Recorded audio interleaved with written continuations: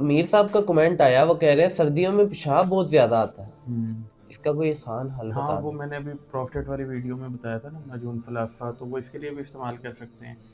और माजून फलाफा के अलावा अगर हमारी जो तैयार चीज़ें हैं वो सिरसिल बोल पाउडर है, मास्कुल बोल गोलियां हैं, और तकतीरी और फिराशी पाउडर, ये मेरा ख्याल है शायद मैंने कहीं बताया। इसके अलावा एक दो और चीज़ें बहुत आसान सी जो घरेलू इलाज है वो भी मैं बता देता हूँ हस्ब रिवायत।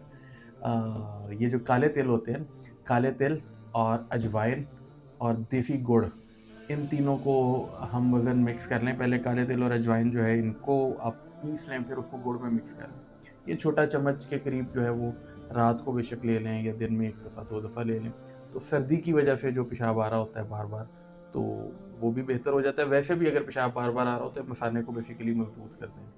तो इसके अलावा माजून फलाफा जो है वो तो मौजूद ही है, ज़बरदस्त सी चीज़ है। इसके अलावा आपको भी कोई मसला हो तो आप भी पूछ सकते हैं कमेंट में। Thank you.